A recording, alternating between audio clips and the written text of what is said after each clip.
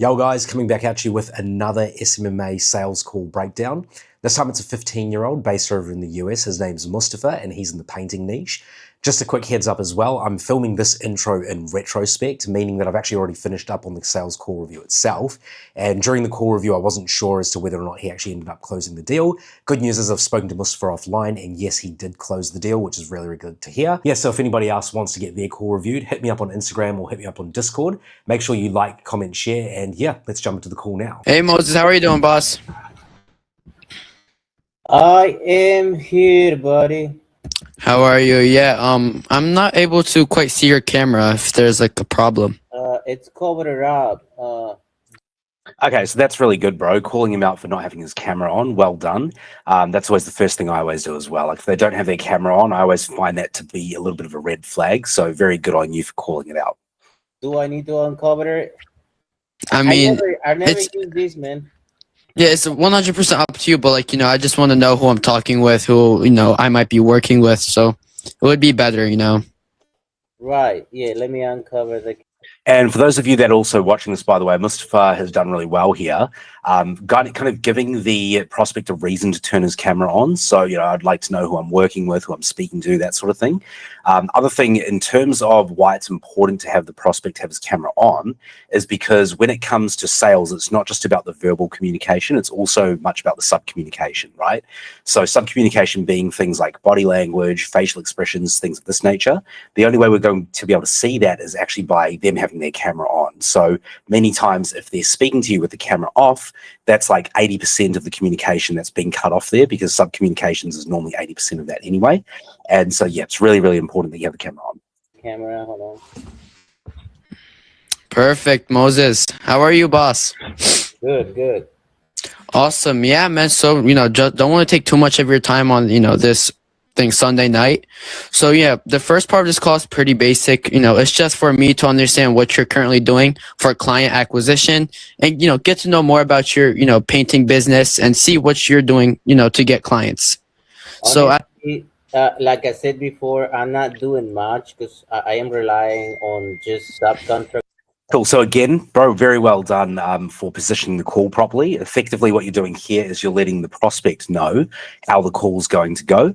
I guess the talk track itself, in terms of the word for word, what you said there, that needs a little bit of work, but your mind is in the right place at the moment, trying to set the expectations at the start of the call. So thumbs up to you for that.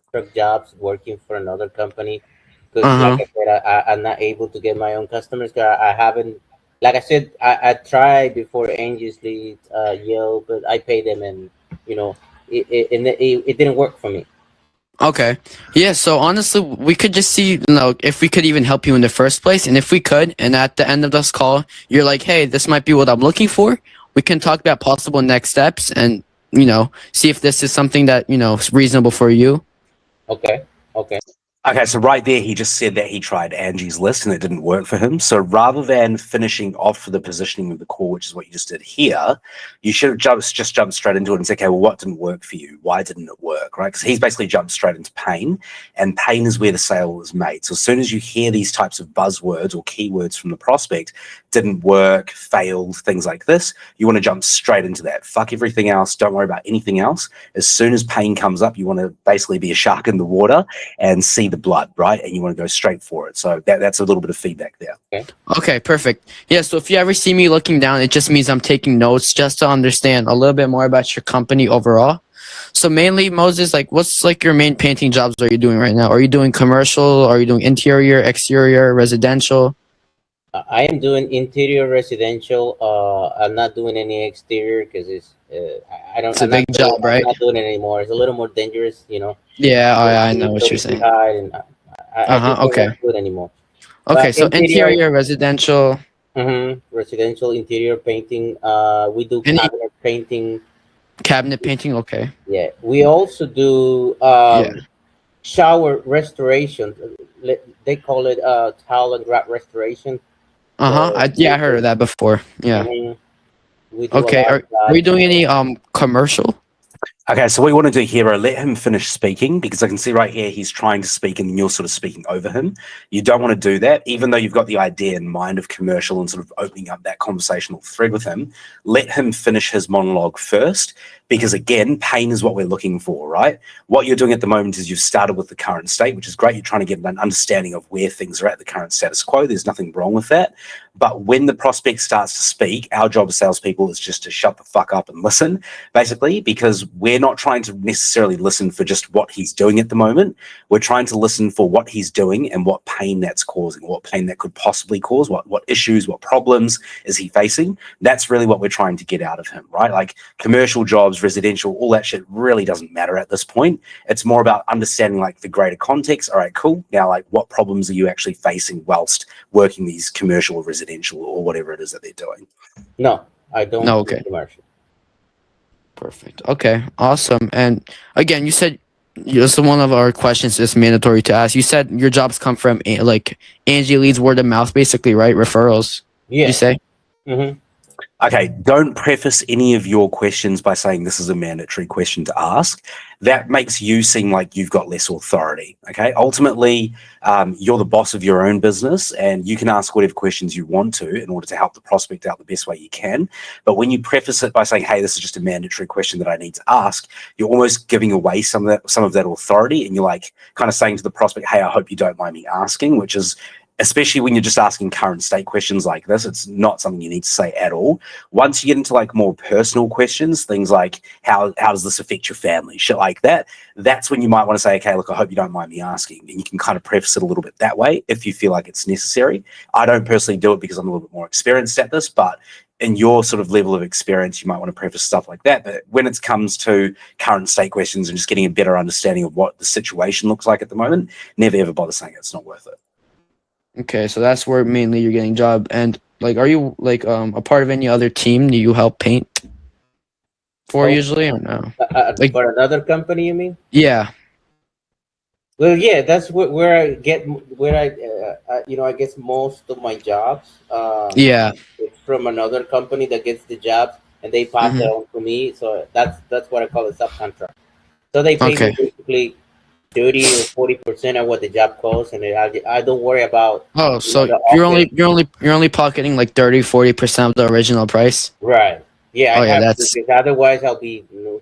I won't be working. Okay, got it.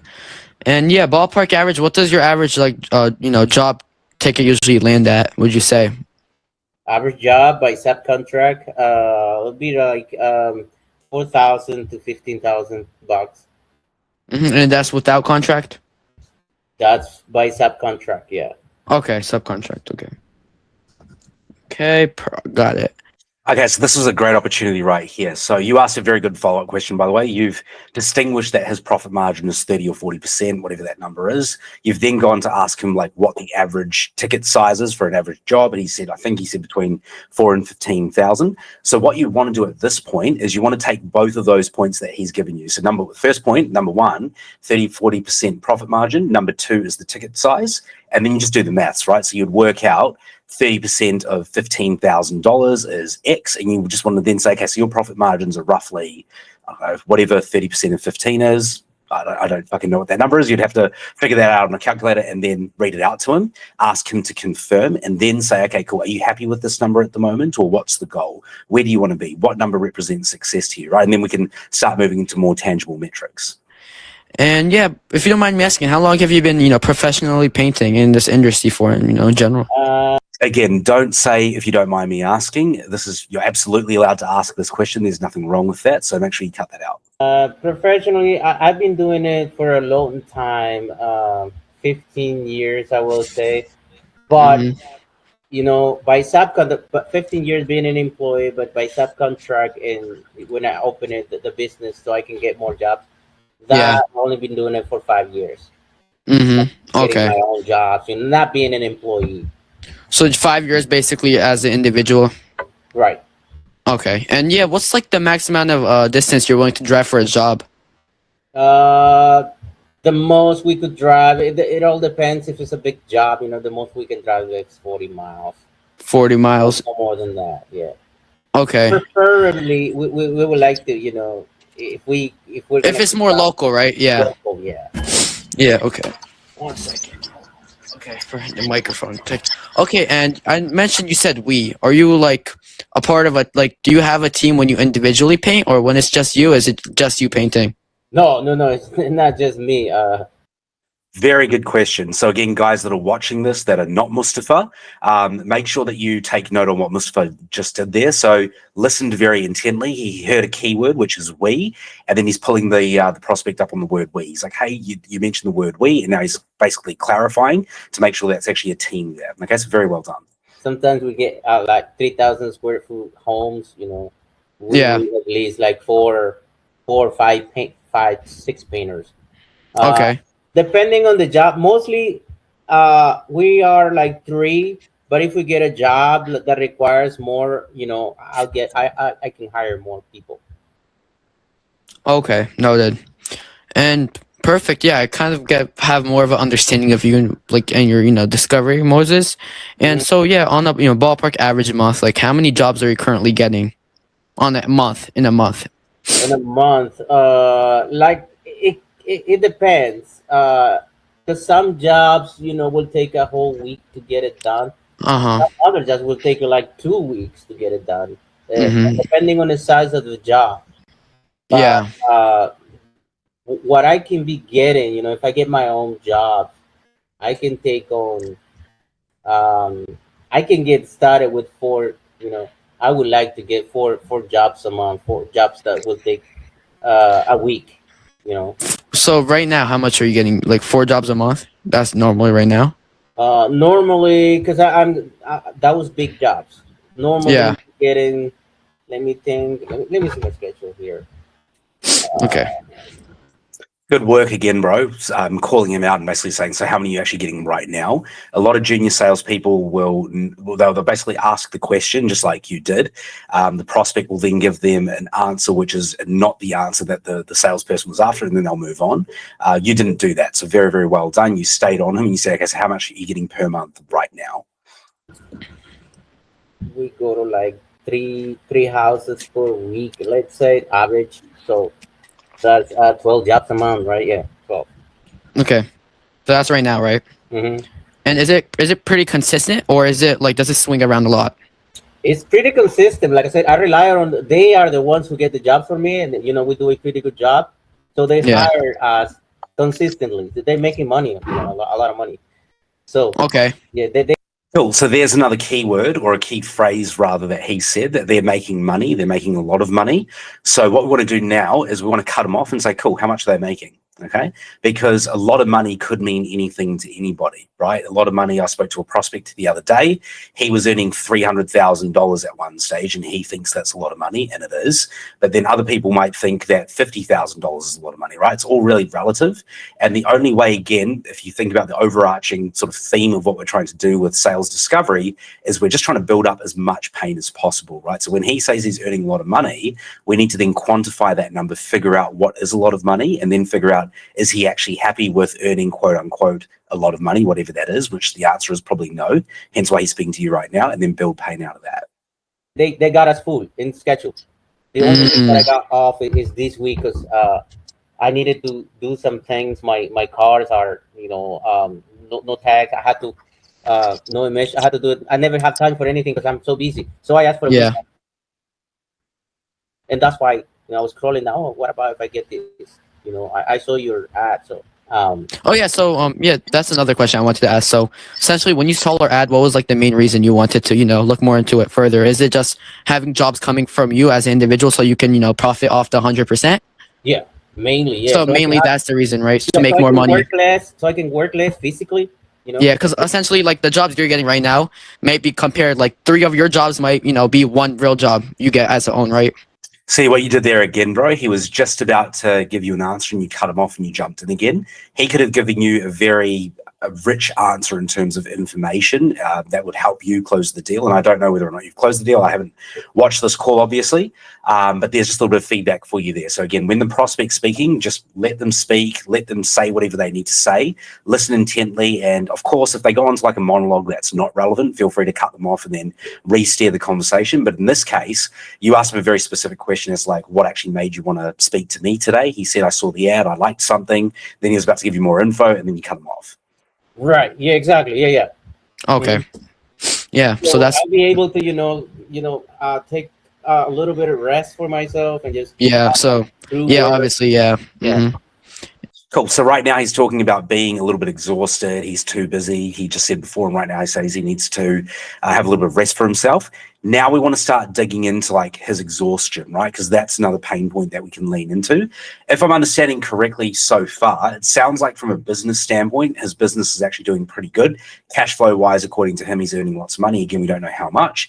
But his main point right now, the thing that I would be leaning into is his exhaustion, trying to manage everything by what sounds like quite a small team. And I guess he wants to scale the business and bring more people in so he can then take a back step, building up a kind of a use case or a business case based on that, which is a very good case, by the way, to invest into lead generation. It's effectively him taking that back step and working on the business rather than in it. And there's a great opportunity to have that conversation with him here. And yeah, I'm sure that would obviously have more of an impact in your family too, right? You have to spend more time with the family exactly. and so yeah. Okay, and on a slow month, would you say how many jobs do you get? Okay, so there, you actually did something quite good in terms of bringing up the family, and he agreed, right? You just said, this will have quite a good impact on your family, be able to spend more time with them. He agreed with you. There was an opportunity to lean heavier into that and say, okay, cool. So, like, tell me, like, how's this sort of affecting you being away from the family at the moment? How's that affecting the family dynamic? Like, what does your wife think about this? That then brings up the wife conversation. Then you can also say, actually, yeah, just since we're speaking about her, like, does she need to also have a conversation with me about this? Does she need to get eyes on this? Is she involved in the business? Or is this just your decision, right? And the reason why we're doing that is because we're trying to prevent the wife objection coming up later on. And you actually weaved in the family conversation very well there. So well done with that. But now you've moved off that conversation. You've gone into a different direction. So again, just feedback for next time. Once you get that kind of positive green light type response, like you just did from the prospect here, let's lean into it a little bit more and go down that rabbit hole with them. Like I said, this company that is giving us our So is this jobs, company, is it like, are they always giving you 12 jobs a month, or is it sometimes slower? they keep me busy all week. Oh, they keep you busy, yeah. Because when there's no paint, we do the tile and restoration. So when he says busy, the thing I would say to him would be, okay, cool, let's define busy. What does busy mean exactly? Okay, and I'll just go silent from there, because then from there, now what he's doing is he's throwing out these buzzwords and these keywords to you: busy, big money, whatever, right? They're very vague terms. They don't actually mean anything. But when you ask the prospect, okay, can you define what does this actually mean? What they now have to do is they have to not necessarily backtrack or backpedal, but they actually now kind of look internally in their mind and actually think, hey, what do I mean by busy? And actually give you some tangible numbers, right? Busy could mean that he's booked out 9 to 5, Monday to Friday. It could mean that he's booked out only 3 hours a day, Monday to Friday, but he thinks he's busy, when actually by doing heavier and deeper discovery, we realize he's got a lot of space in his calendar, right? But we're not going to know what busy means or what big money means until we get them to start defining these terms. But they, because we work so good, they keep us busy all year round, I will say. Okay. And honestly, man, if we were to be able to get you new homeowners looking for paint, would you be able to fit it in your schedule at the current state?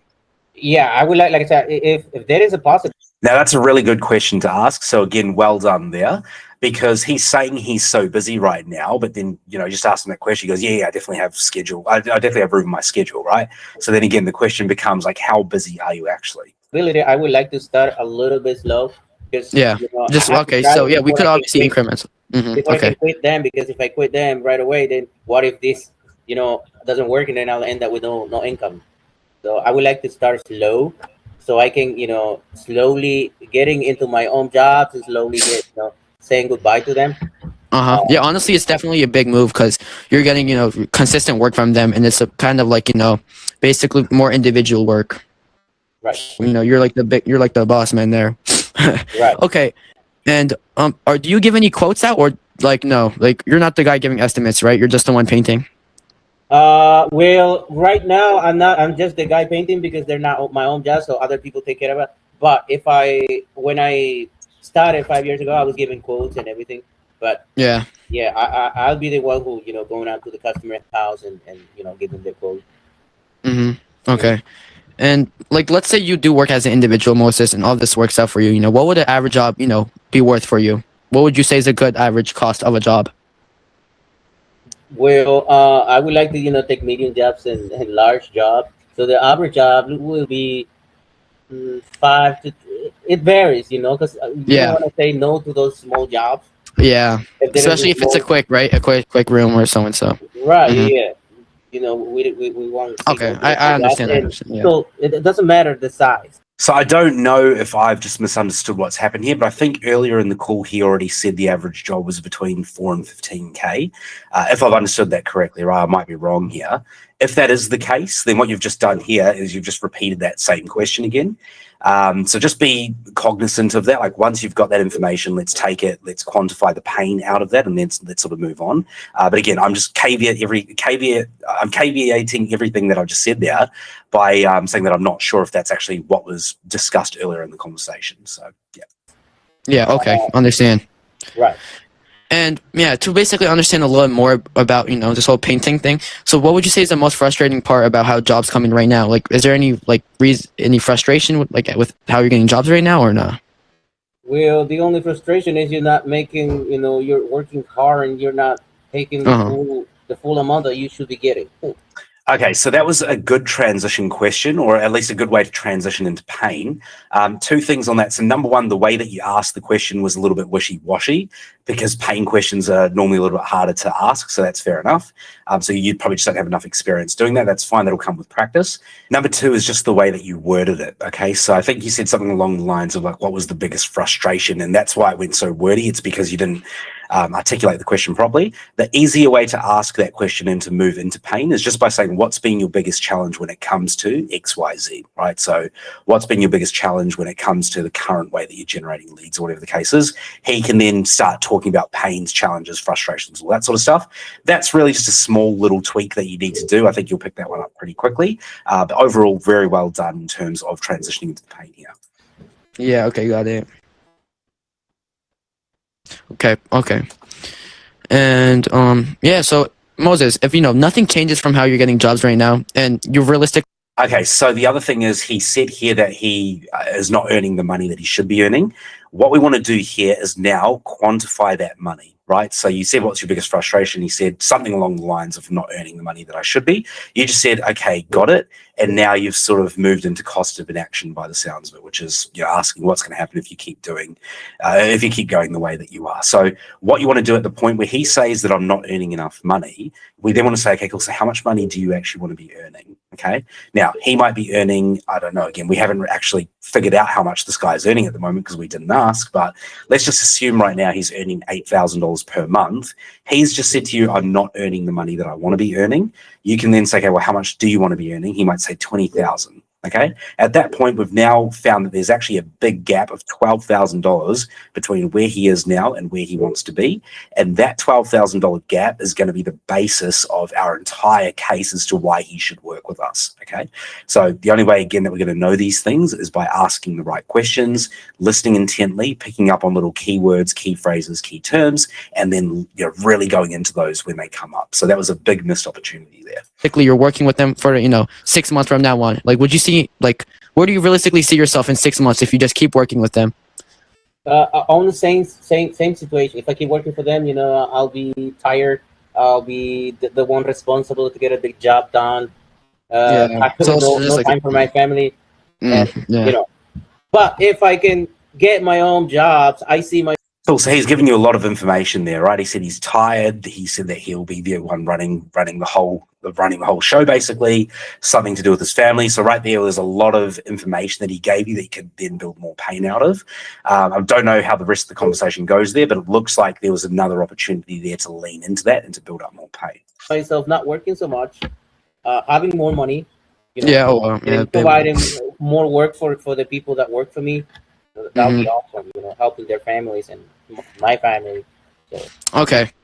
Now let's just talk about capacity and operations, Moses. If we suddenly, start becoming a little consistent with how much leads we're giving you, what would break first? Would it just mean you're cutting out jobs from the other subcontractor you're getting it from? What would happen, would you say?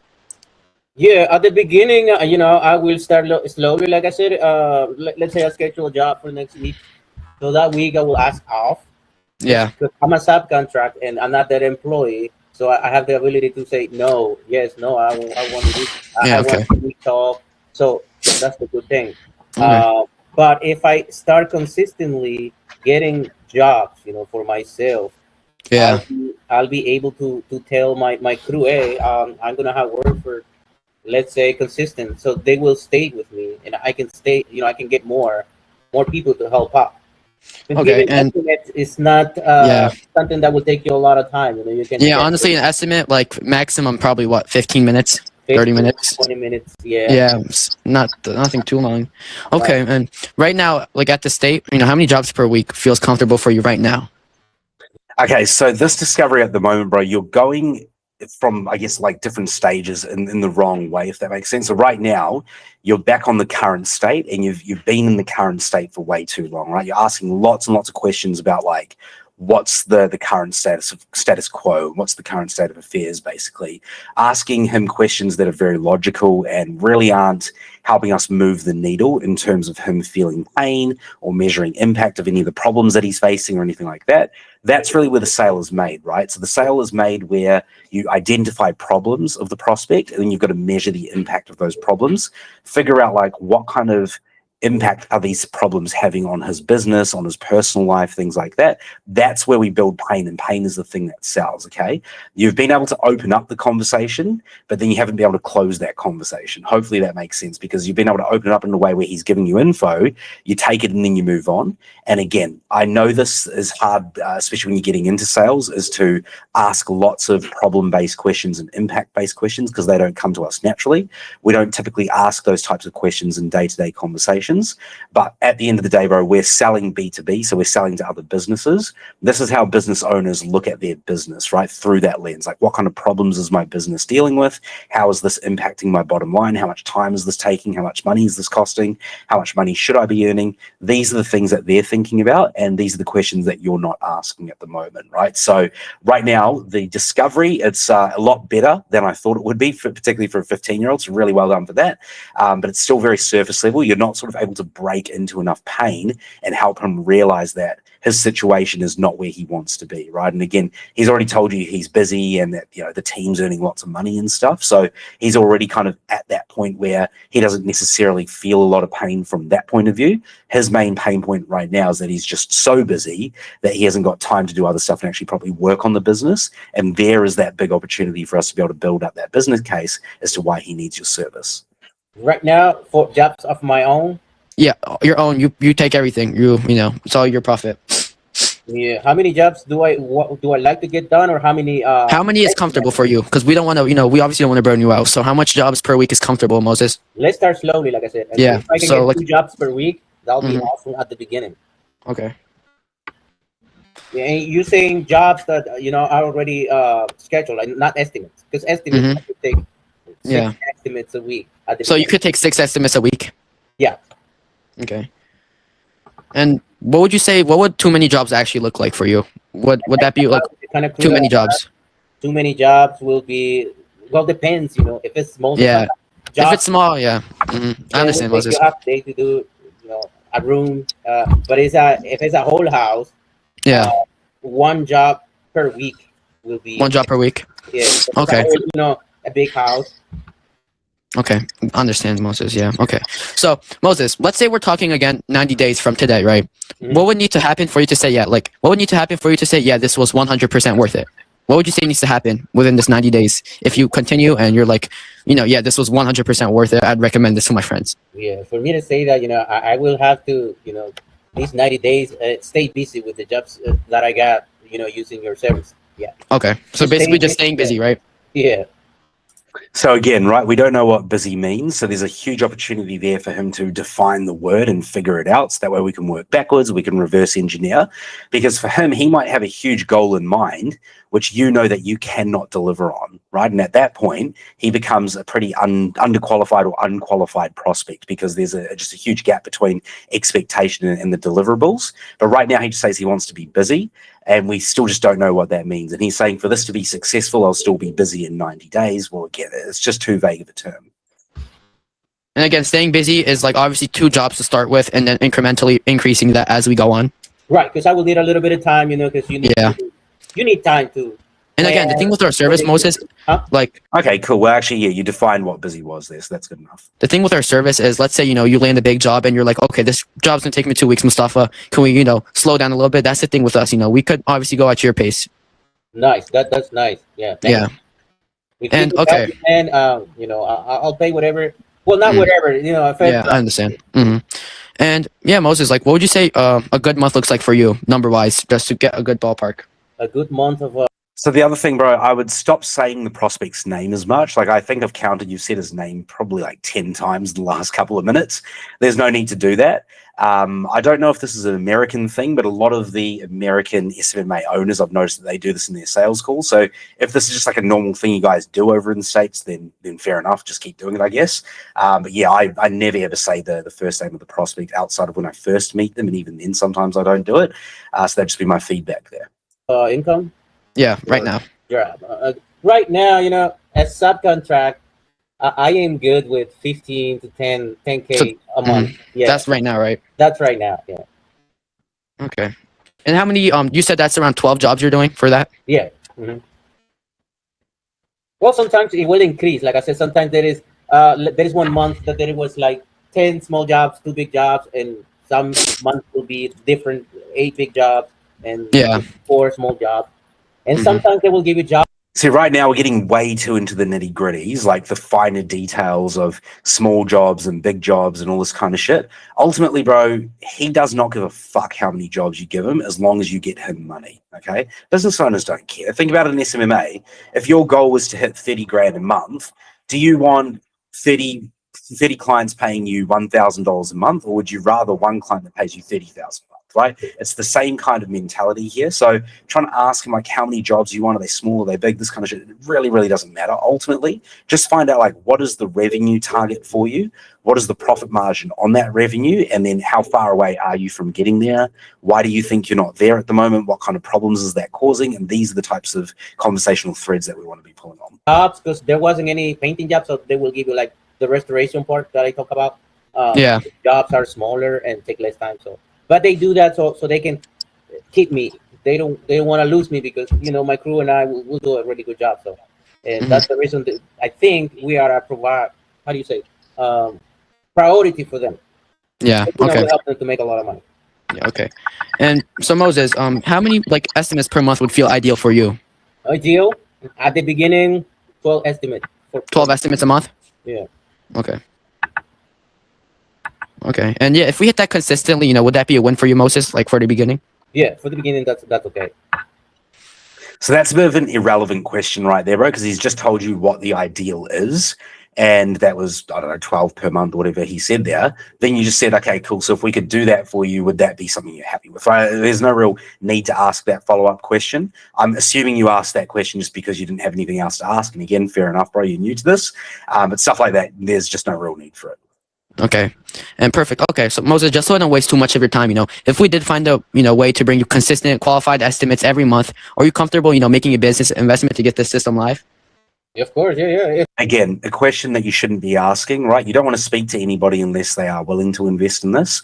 He's a business owner. Of course, he knows that this isn't going to be free.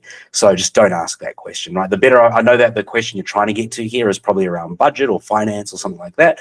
You're better off just asking, like, what kind of investment have you set aside for a service like this? Or have you done marketing before? Have you done lead generation before? How much did you spend? What was the return on that? What's the amount that you're willing to pay for a service like this? Something like that, just figuring out what their budget is. But that specific question was not right. If something brings you money, you want to keep investing part of that money because you guys. Yeah, obviously, yeah, I understand for sure. Money into us, so it's fair for you, get your share. Yeah, and Moses, have you ever invested in your personal business before ever? Invested in what way? Like maybe marketing tools, like coaching, anything in that criteria? Not really, no. Just tools and equipment, and that's it.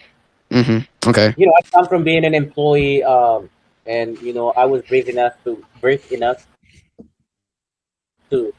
get started trying to get jobs on my own. Some people don't even do it, and now I do not have that experience. Like these other companies that they have their salesmen. They already structured. Yeah, they're structured. But the goal, Moses, is always to keep building up, right? So there you go again. You cut him off there, bro. That he was about to give you some good information that could have helped you here in terms of building pain and stuff, or at least just understanding better what kind of prospect he's going to be. But well done for asking that question if he's actually invested in his business before. A very, very good question to ask, because again, for guys that are not Mustafa that are watching this, they're going to tell you what kind of prospect you're dealing with. Like, is this prospect, do they have experience investing in their business? Are they the type of prospect that's willing to take a little bit of a risk and, invest money so they can then get more money? If they've taken an investment or a risk before and it hasn't worked before, then we can also start to pre-handle objections and stuff like that. So Mustafa, you've done really well with that question. Let's see what this ends up. Right. Because every business started with one man. Okay. Exactly. Yeah. Yeah. Okay. So Moses, what would make this a no for you? What would you say? What would make a no? It's simple, man. If I invest money as I did before with Angie's List and Yelp, I mean, they were taking $400, $800 per month from my credit card, and I wasn't making those $400 back. It doesn't make sense. So it doesn't. Okay. So basically, the only way, like, it would obviously be a no is if you're not having a good return on investment. Exactly. Yeah. It's simple. It's very simple. So I don't know. I've never actually seen anybody ask that question before, but I don't like it. The reason being is it's a very straightforward answer, right? It's going to be a no if he's not seeing a return on investment. And you kind of already know that. I kind of already knew that. As business people, we know that. If we're going to invest in something and it's not making us money, the next logical thing for us to do is to pull the plug on it and just to not do it anymore. We kind of already know that, right? So the better question to ask is actually the inverse, and asking them, like, what does the ideal solution look like to you? What type of service are you after? Can you explain to me the best case scenario, stuff like that? Get them into like a positive mindset. And again, if you go through some of my trainings with the Prime discovery framework, the E stands for envision the negative and the positive future, right? So we're getting them to envision both a utopian and a dystopian future. And the reason we do that is we want to, first of all, get them to envision the positive future so they can sort of envision what the things are going to look like if they hit their goals. They can also explain to you, the criteria for the right solution, the right service. So that way, when you're doing your demo, you can actually show them exactly what they told you they wanted to see. And then when we're getting them to envision the negative future, we're basically pulling the rug under their feet, and then we're pulling up like the cost of inaction, right? So if you don't do anything, if you keep going the way you are, what's going to happen? And then we ask them, like, what do you feel like you need to do to put yourself in the best possible position to achieve your goals, right? So that's how we sort of close the loop on that. But before we do that, we still need to make sure that we've set everything else up correctly. And yeah, that way that you asked the question, I wasn't a big fan of. Okay, so yeah, perfect. So just like, I know this is kind of the boring part, which you probably won't like them best, but if you don't mind, I'm just going to share my screen. No, bro, don't ever preface it like that, okay? The demo is what he's here to see, okay? The boring part is actually the discovery, and that's why salespeople fucking hate it, and most of them suck at it, because it's almost like, especially when you're getting started, it feels like very awkward and icky asking lots of tough questions. That's the boring part. The demo, what you're about to do now, the presentation, this is the fun part, particularly with painters, because they are the commander personality style for the most part. They are more visual. They want to see stuff. They want to see results and how you can turn, A into B and actually make things connect and stuff like that. So this is actually not the boring part at all. At least it shouldn't be. So never ever say that again. Please remove that. And basically visually show you the system that we use for painters. Okay. And yeah, it would be quick, maybe like 10 minutes, 15 minutes.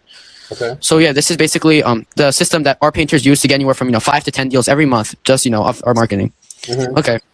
So yeah, first of all, Moses, as soon as you start working with us, we offer you your own inbound deal flow system. So again, as you did mention, that them other bigger companies have this. So exactly after working with us, we would start by making ads for you. So it would be like quick creatives like this, like before, after. And I know you said you don't do exterior, so we could do something simpler like the interior before and after, or cabinet painting before and after, and so and so. And maybe you can even record a video of one of your recent painting jobs you completed. And then from there, we have a team of editors who could, polish a video for, Facebook and Instagram. And then we also have more pictures like this where we add a banner of, like locally and family owned and so and so. And yeah, so Moses, from there, after they do go on the ad, we build you basically a funnel. So we basically put your calendar here, make sure everything is, everything is integrated with your personal calendar, and people could obviously just directly book a estimate from that link. So once they book the estimate, it goes into a mobile app that you can easily download from your phone. So it would basically say like new lead, new booking, like booking, and so and so. So does this all make sense, Moses? And again, if you have any questions, please stop me. Okay. No, that looks pretty good. So I will get like the option to download an app, and then have the option to schedule an estimate from Yep. that calendar, and then from that calendar, Yeah. I go to my app, and then from my app, I will get an alert, and Yep. just, Exactly. okay. So yeah, from there, that's basically number one, your own inbound deal flow system, just to keep everything organized. And and yeah, from there, I'm not sure if you remember Moses, but when you did check our ad, I had like a kind of like a Facebook form. So yeah, this is No. yeah. So basically, this is like lead information you will collect prior to the estimate appointment. So we'll make a form for you, and we'll just ask you for some other questions like that qualifies a homeowner for you. So yeah, this would obviously be your own like painting logo, painting name. If you don't have a logo already, we could easily just make one for you. And yeah, we would obviously say get a free painting estimates. Tell us about your project, or like do you rent or own a current living residence? What type of project do you need done? And so and so like when are you looking to start the project? What is this? Okay, so what I'm noticing here, bro, with the presentation itself, because you didn't do a very strong discovery, the presentation is not very personalized to your prospect. Now, I've just had a quick look at the notes as well down here. I think you ended up getting a deposit of them often, which is great. But what you want to do when you're presenting, you want to do the presentation in a way where you're actually speaking to the pain points that the prospect mentioned to you during discovery, right? So if he basically said that I've got XYZ pain points, you want to then start showing him the slides and say, okay, just before you mention that you have this pain point, this is how we solve exactly that, right? This is how we're going to save you time. This is how we're going to get you off the tools. Stuff like that will really help him connect the dots in his heads between like the pain he's feeling and your solution, how your solution is going to help him no longer feel that pain, right? That's the ideal scenario for you. That's the flow of demos that I want you to get into when it comes to presentation. Right now, what you're doing is you're giving him a very generic sort of presentation. Generic presentations are great when you're selling B2C, so business to customer or business to consumer. The reason being is the consumer is quite a generic person, right? When it comes to like different coaching offers and stuff like that, it's not super personalized to that consumer. In B2B sales, which is what we're doing, at least we're doing a version of it, each prospect that you speak to is a business owner with their own unique problems. And yes, your solution is going to fit into all those problems, regardless of which business owner you're speaking to.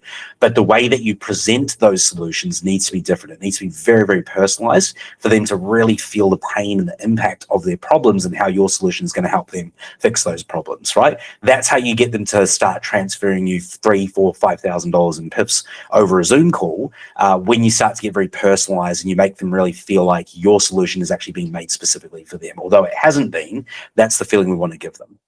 The surface of the condition. And yeah, Moses, I know you did say like you're not really looking for exterior. So if that's something you want us to take serious, we could filter out the exterior painting like selection. So if anyone ever selects exterior painting, it will not be in the system. So yeah. Okay. So yeah, that's really basically everything. Like we want to make sure we're pre-qualifying everyone we send to you, just so you're not giving an estimate and the guy's like, oh, I already got 5 different estimates and so. Okay. And yeah, do you have any questions about this, Moses? No, everything looks pretty good. It looks easy to. So rather than asking, do you have any questions, say, what are your thoughts? Okay, because we want to kind of see like what his actual thoughts are. If he has questions, bro, he's going to ask you the questions. So there's no need to say, do you have any questions? Better off just saying, what are your thoughts? Where's your head at? What do you like so far? How does this compare to what you're doing at the moment? How's this different from what you've done in the past, which is just a different way of asking that same question. Those types of questions are more conversational and more consultative, and those will get more enriched types of answers from your prospect and therefore better quality conversations. I understand. So, yeah. Perfect. Looks good. Yeah. Okay, and yeah, Moses, I know you did mention like your what was your radius? Like 40 miles maximum. So obviously from here we would put like a pinpoint on like where you're from and your service area, and then we would put a radius. So we have this custom location based lead targeting just to make sure everyone we get you is in your service area and no one is like across the country. Okay. And yeah, so if you ever want closer jobs, we could do that, but obviously the population of the people we are targeting will be lower. Right. And yeah, another thing we have for like another system we have for painters is as soon as they fill out that estimate form, it goes directly to your phone number. So it's a new painting estimate, their name, their phone number, the project, the details, and the timeline, and obviously the address for that. So like externally, Moses, you could just give them a quick call to confirm the estimate as well. And basically, like how we called you before hopping on the call, it would have directly their phone number, so you could just confirm with them. And yeah, another thing we have for confirmation for the homeowners, Moses, is this automatic AI appointment setter/reminder. So essentially, as soon as they book an estimate, Moses, they will get a quick message. So let's say, Moses, I booked an appointment for Tuesday at 5 p.m., right? On Monday at 5 p.m., I would receive a message like, hey, Sarah, just a reminder that Paint Crew will be at your home tomorrow for your painting estimate. If you need to reschedule, just reply here. And then like, let's say, 1 hour before the estimate, it would say, hi, Sarah, your paint grow estimator will arrive in approximately 1 hour. We're on the way. Just to confirm, you're giving that knock on the door in the homeowner's home and she's like ready for that estimate, Right. And obviously, as soon as there, you just close the deal. You give them an estimate and then you lock it in. Does this all make sense, Moses? Yeah, all makes sense. On the app, when you make, when you go make the customer contact, is there any part on that app when you can, you can see an agreement with them, or is that something that I have to do on my own, like an agreement sign here, and then, we can schedule our crew to come and start the job? Well, we could obviously play around with our system, like however you'd like, because obviously this is all tailored to you. So is what you're saying is like when they fill out an estimate, they get like more qualified by signing an agreement? So yeah, we could work something around that. Like, So that was very good that you asked a clarifying question there. Sometimes salespeople don't do it, so very well done for that. I don't know high level well enough to be able to comment on whether or not we can do this, but yeah, fucking good work for asking the clarifying question at least. to find a way to like make sure they're all like agreeing, right? Right. Yeah. Like a contract. 'Cause I don't want to have to get like another system or another paper, or I would like to have something where they can agree to the price and the terms, so I can have it there on all in one app if it's possible. Okay, I understand. Okay, yeah, I'll basically help break down everything in a second. So yeah, Moses, just so we're on the same page right now, on a scale from 1 to 10, where 1, this isn't for me, and 10 is, this is exactly what I was looking for, where would you exactly land? Okay, so I don't like that question either, bro, because you're getting him to make some sort of mental commitment without actually sort of closing the loop on the presentation itself. Right now, even I didn't know that this was the end of the presentation, right? When we're presenting, we need to have it in a sequential order where, again, if we've done a good enough and a deep enough discovery, our presentation is hitting on all of the pain points. We're having conversations throughout, asking them what they like about the system so far, what they don't like, what's resonating, what's not. Again, the questions I told you to ask before. Then when we finish the presentation, we're then going to be asking a question of, okay, cool, like based on everything you've seen here, what part do you think is going to help you out the most, right? We want to get some sort of buy-in and some detail from the prospect to get them to start sort of selling themselves to us. Right now, though, you haven't asked that question. You've basically just got him to make some sort of mental commitment as like, are you a 0 or are you a 10? Where are you between that number? Yeah, for me, I don't like that question. I recommend that you shouldn't be asking that. Well, I will have to see and see if it works. But yeah, this is what I'm looking for. I'll give you a 10. But like I said, I will, have to see how it works. What is the price that I have to pay? And after that, I will, say, oh yeah, this was 100% what I was looking for. Okay, yeah, appreciate the honesty, man, for sure. Okay, so yeah, this is basically our thing. This is basically the performance program we have for our painters. So essentially, there is a $397 setup fee, which basically our team sets up your whole backend system, the automations, the calendar, and your ads, and so and so. And then from there, it's $30 per qualified lead, and it's $30 for like the $33 goes directly to Instagram and Facebook, just to boost the ads that we create. So it's like the $33 is like incrementally spread out throughout the day to find the homeowners looking for paint. Okay, so the setup fee, that's the fee at the beginning? Yeah, so basically that's the fee. So if this is something you want to move forward with, we collect the $397 setup fee. We start creating your account on like the software we have, like the ads, the automations, everything's tailored to you. Will you build all of that? I mean, won't I have to provide like? So yeah, obviously from here, Moses, like if you do move on with us, we would schedule an onboarding call. So we would just collect like all of the materials we need, ask you more questions, just to help us set up, finalize automations and so and so. Okay, one, I need like pictures or videos. Yeah, so we collect all of that in the onboarding. Right? Yeah. So, what do you have any pictures on hand right now? Well, yeah, I do. I think I do, but I would like to, because honestly, like, let's say you start working with us, and from here, like, you start working with us right now, it would, officially take us about a week to basically set everything up, probably less, and then we would schedule our onboarding call. So we would schedule our onboarding call like right after this call, and then just to confirm, like probably do it like 7 days in advance so we can set up everything. So when we're on that onboarding call, we get straight to the things that matter, Okay. All right. So yeah, Moses, like where do you fall? Do you think this is like something you want to move forward with? Yes, I really I think I would like to try it. Let me ask you, what if I'm happy after 15 days? Can I get any of this money back, or can I get any of the $30 per lead back, or it's something that it has no return? Okay. Yeah, so Moses, if you're not happy with the lead, obviously we can, compensate it to you, as long as like it's something that's like, a technical difficulty, or if it's something like, very like personal, I guess, we can obviously, work something around that. Because again, not every single lead would obviously be perfect. That's just the real life. But what matters is the ROI over time, right? So let's say you spend $90 on the leads in total, and then you close 1, 2 to 3K job, right? And then the system already paid for itself. So that's how we're looking at, So then, would you be happy? Yeah, I guess that's okay. So Yeah, that's why we like look at it from that perspective rather than like, oh, I just. So, bro, you need to slow down when you're speaking here. Okay, you're speaking way too fast at the moment. I think this is coming from a place of like nervousness, and we all do it when we're sort of new at sales.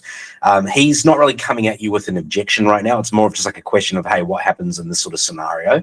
Just stay super calm and say, look, it's happened a couple of times before. When that happens, this is simply what we do, right? Stay super calm as if you're just having a conversation with a friend, and your energy will just be a lot better in terms of the sales calls and stuff. I think you'll probably get this one across the line from what I can tell at least here. So not too bad for the specific call, but just in future, some prospects will feel that nervous energy, and that will be enough to turn them off. So just make sure you work on that. Sauce, $30. Right. Yeah. So what would you say, Moses? Okay. If I decide to move forward, that week that you said that is gonna get it set up, do I pay that amount after we set up? Yeah. So right now we would have the $397 setup fee. So we would within that week we're gonna set everything up, the automations, and basically start from scratch. So that's why we collect the $397 fee, because there's a lot of back end labor, and then from there the $33 a day ad spend doesn't start until we're actually done setting up everything. Okay, are you gonna build again, like, some type of website so customer or yeah, the thing that yeah, is already the website? Yeah, so we create this calendar, and yeah, we would obviously integrate it on the call to where like if you want the estimates to have at least like 3 days in advance notice, because like depends on how you want it, Moses. If you wanted the estimates to be able to book within 24 hours of like the current day, if you wanted them to be able to book like 40 hours in advance at least, so whatever you would like. So we collect.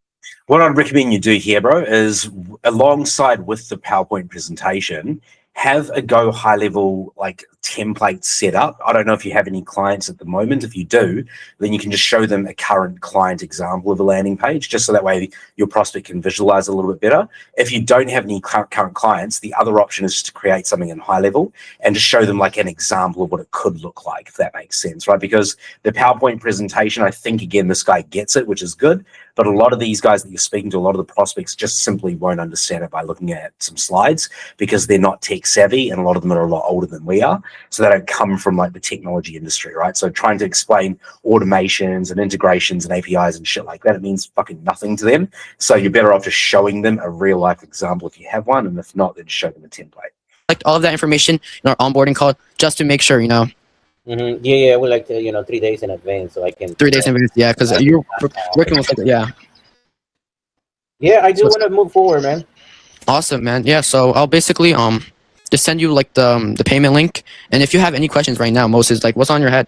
Do you have any questions? What do you do after I send you this payment? I mean, what are the next steps?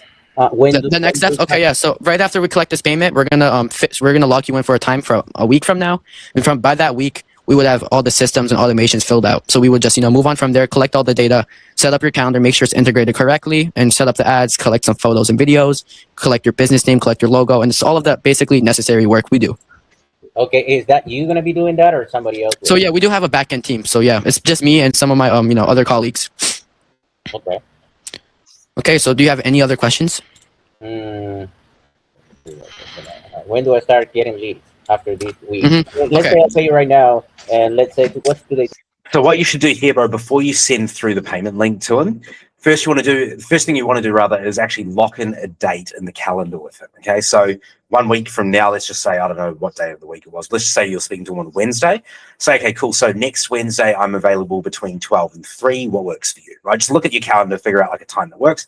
Ideally, you don't want to wait a full week. You want to try and lock it in the very next day if you can. And the reason being, if you say to him, look, we're going to do the onboarding in a week from now, I'm going to send you the payment link. That's also giving him time to make the payment and therefore change his mind and all the other shit that can come with doing that.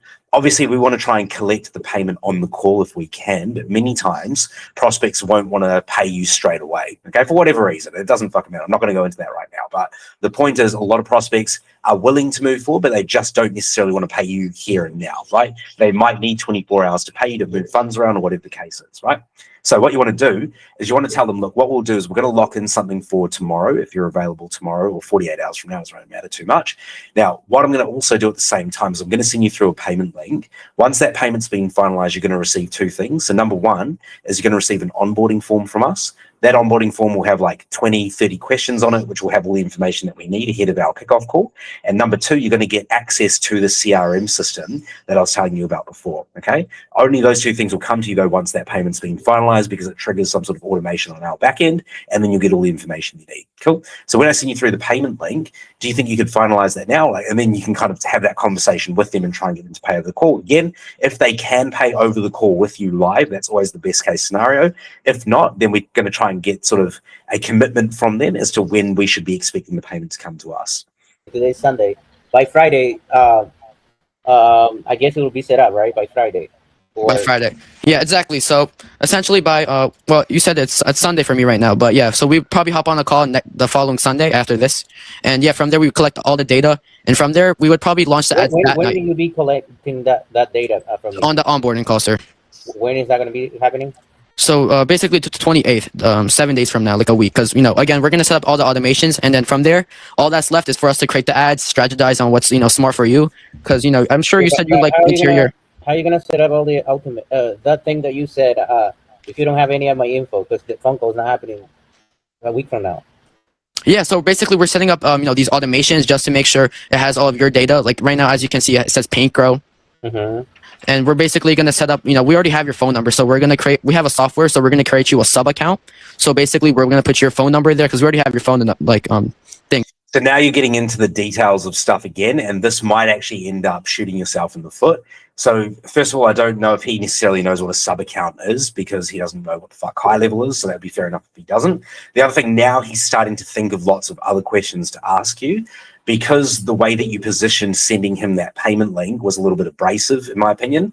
Or maybe abrasive is not the word. It was just a little bit too forward, right? A little bit too fast without sort of warming him up first and being a little more consultative about it.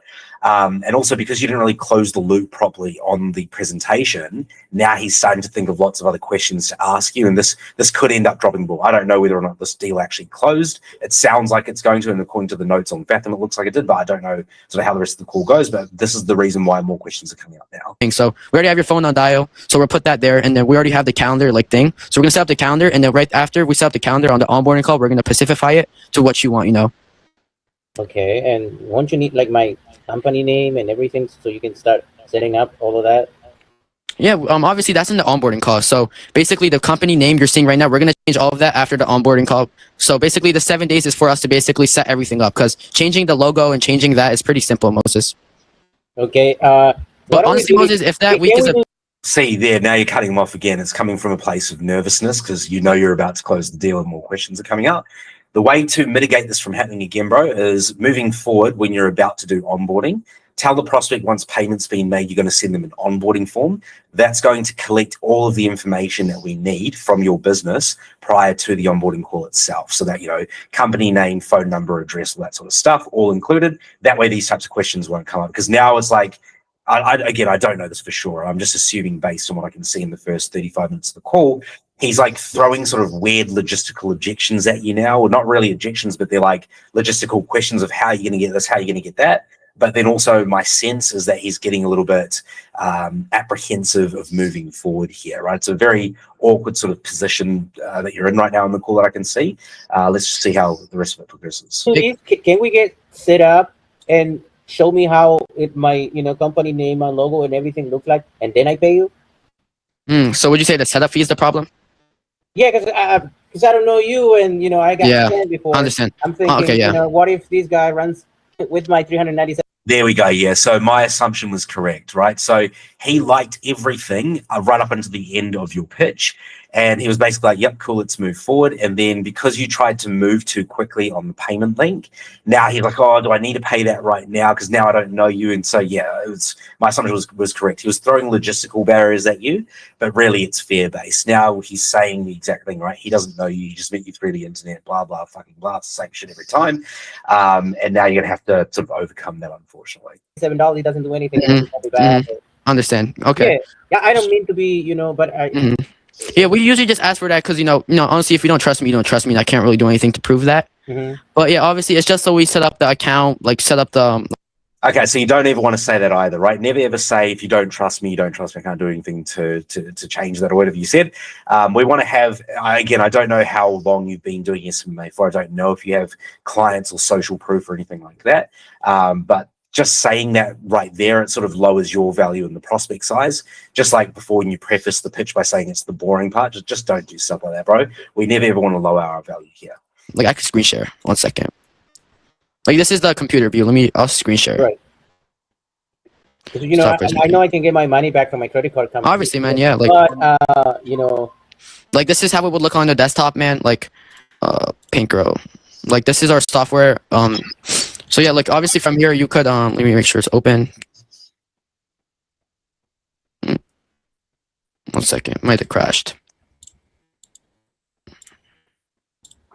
1 second. We just open a new portal.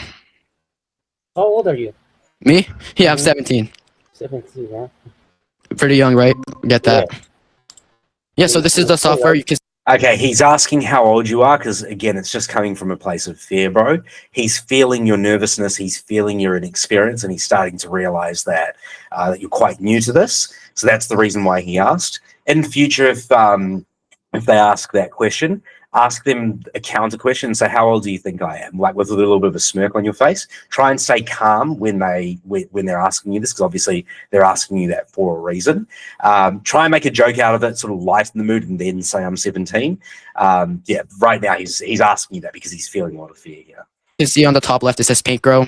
And yeah, from here, like you could obviously also manage the conversations you're having. Like from here, all the conversations, all the contacts. And then all the opportunities, like I showed you, this is the desktop view. So like the Facebook lead, the booked call. So for booked call, obviously it would be for you an estimate, and like all of the cold leads. So this is basically so you manage everything simply. And again, there's a lot right here because this is for Pinkro. But obviously for you, it would obviously be new lead, new estimate, so and so, like booked estimate. Okay. So does this like all make sense? Like by that onboarding Moses, we're setting up everything, Okay. So yeah, what do you say, man? Yeah, let me go ahead and try it, and so you're gonna call me back when? Did you Yeah, so honestly, right after we can honestly book the onboarding call right now. Would you say that? Let me open my calendar, sir. 1 second. Yeah, cool. So what you're about to do now, you should have done earlier, right? Book the onboarding call first, then send him the payment link, walk him through what's going to happen when payment is being finalized. That will just help him have a little bit more assurance as to what the process is and stuff. Because again, he was asking you these questions initially just to figure out the logistics of stuff, and then it became fair because you didn't necessarily have the process down packed and locked and ready to go. Your answers were quite vague, and that's why he got very, I guess he got cold feet towards the end. Okay, so honestly, would you be able to do December 26th around the morning, like 10 a.m.? Yeah. Okay. I'll be free all this week.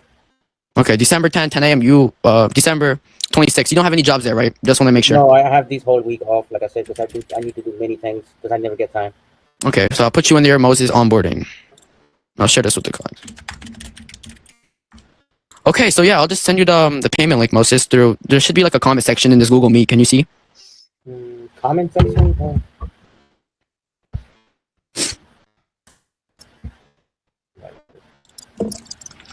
Are you able to see that link, or should I just send it to your phone?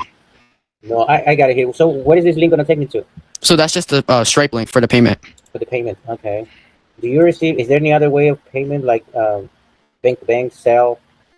We could do Zelle, but honestly, we just do Stripe to keep everything organized. Like, would you want to do Zelle? I never use it. I'm getting into that link right now. Oh, 2097 Pink Road. Yeah, it's Stripe. It's a big payment processor brand. Okay, hold on, give me 1 sec. I lose you for a moment. I think I lose you. Well, I can still hear you, but I don't see you anymore. Yeah. You just probably gotta go to the Google Meeting link. Oh, I see. Okay, I got you. And in the comment section, I just dropped the payment link from there. Okay. Let me go ahead and make this payment. Yeah, man.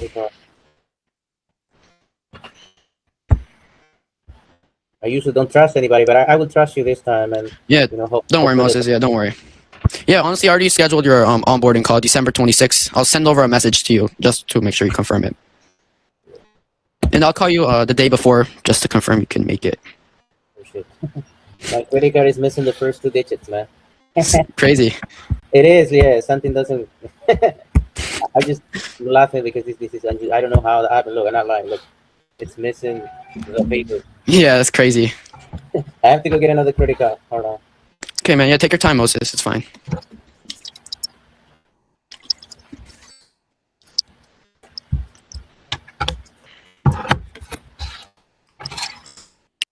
Okay, so we spoke about this privately on Discord, but this is for the audience that's watching anyway. In sales, we need to think on our feet a lot of the time, and we need to have a lot of sort of creative thinking when random shit like this happens, right? So the prospect was about to make payment. He looked at his credit card, then realized the first 2 digits of the card were missing. So in the moment, most salespeople are going to freeze up and go, fuck, I don't know what to do now, and kind of not have a solution. As salespeople, we've always got to try and find solutions as soon as possible. Okay. The reason being they are red hot in terms of they're actually about to make payment. That's the best time for them to actually get them to make the payment. As soon as they put the card down and go get distracted and do something else, a million things come up. They then start to reverse rationalize why they shouldn't have to do this or why they shouldn't be doing it, why they don't trust you, all sorts of shit. So what we want to do is we want to figure out solutions on the spot, right? Now, for Mustafa, this particular scenario is very likely never going to come up in his sales career again, right? It's never come up in my sales career, and I've been doing this for 15 years now. But in this scenario, what I would personally do is I'd ask him a few questions. Number one, what bank is your card with? Number two, what country are you based in? So I think he's Citibank, and I think he's based in the US, if I'm understanding correctly. So those are the first 2 things. Then you've got to also say to him, okay, give me the rest of your credit card information, right? Give me all of the other digits in sequential order. Give me the expiry date. Give me the code on the back. I can figure out those first 2 digits. The reason being, and again, I'm just going to assume that this was Citibank. I think it was anyway. With Citibank, typically a credit card or a debit card, whatever type of card it is only going to start with a number of first 2 digits, right? It's typically 45 or 54 or 46 or something like that, right? You can go through ChatGPT, you can go through Google, you can figure it out. Pretty much you'd need to do some research on the back end to find out what those first 2 digits of a Citibank US card are. And then you just attach the rest of the digits and the rest of the other information being the code on the back and the expiry date. Keep on running that through Stripe until you find the first 2 digits and everything works out correctly. And there, boom, you've got your payment, right? That's how I personally would have dealt with that. You know, again, Mustafa's only 15 years old, so he didn't know this, but that's the sort of critical thinking and the creative thinking that you've got to think about on the spot there, okay? Again, Moses, where are you from again? El Salvador. Awesome. Yeah, I'm from what's it called, Turkey, but I'm based in New Jersey. You're from Turkey? Yeah, right now like New Jersey, New York. Okay. You know, I can't find my other credit card. Can I do this payment tomorrow? Obviously you can, Moses. There's nothing I can do to stop you, but you know, typically what happens, Moses, you know, people hop off the. Yeah, so don't say that, bro. Don't say, yeah, you can. There's nothing I can do to stop you, right? Just again, it's low value. It's a little bit pushy. I know what you're about to say now as well, because everybody in SMMA says this. Please don't say. Typically, when people say they're going to pay, they ghost me and blah, blah, fucking blah. Prospect doesn't care, okay? I personally think he's just lost trust here and he's coming up with excuses not to pay now. I do think genuinely that he didn't have those 2 digits on his card. I think that was true because he showed it to us. Can he find his other card? Maybe it's not in his wallet. Maybe it's in the other room. If he had more trust for you, he would get off his ass and he'd go find the other card. But right now, it's a trust thing. You'll need to let me know offline whether or not this deal closed. I don't know. But that's kind of the vibe I'm getting from this at least. The call saying, you know, they have to think about it, like an objection like that. And then what happens is we never speak again. You know? Okay, but you have my number, right? Yeah. Yeah, I can definitely... well, that link for the payment, you can just send me a text tomorrow. Can you send me a text with that link? Yeah. So I can have it and then just text with you and just make that payment? Of course I could, yeah. Okay. Because right now, it's weird how my credit card, I mean, it's missing. I don't remember the first 4 digits, and that's the credit card that I have. You know. And if it's something with the link, like obviously we could do Zellman's. Yeah, I would like to use that credit card. But that's gonna be tomorrow. Tomorrow morning. Okay, yeah, no worries, Moses. Okay. All right. I'll be texting you tomorrow morning. Thank you. Text me tomorrow morning. All right, sounds good, Moses. Have an awesome night. Cool. So unfortunately, that didn't end the way that we had hoped. Hopefully, it was looking like it was going to close, and then the whole credit card thing happened.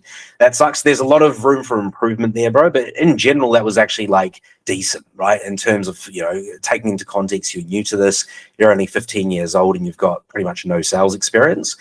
Your energy from an authoritative standpoint was very good in many cases, and then also needed a lot of work in other cases, right? Particularly when you started getting nervous, when you felt like objections were going to come up, speaking really quickly, and I could feel that nervous energy there. And also just the sequential order of how you ask the discovery questions. There weren't enough problem questions, and there were no impact questions, and again, that's where the sales made. So yeah, I'll chat to you offline anyway, bro, but there's your feedback there, and let me know how the sale went.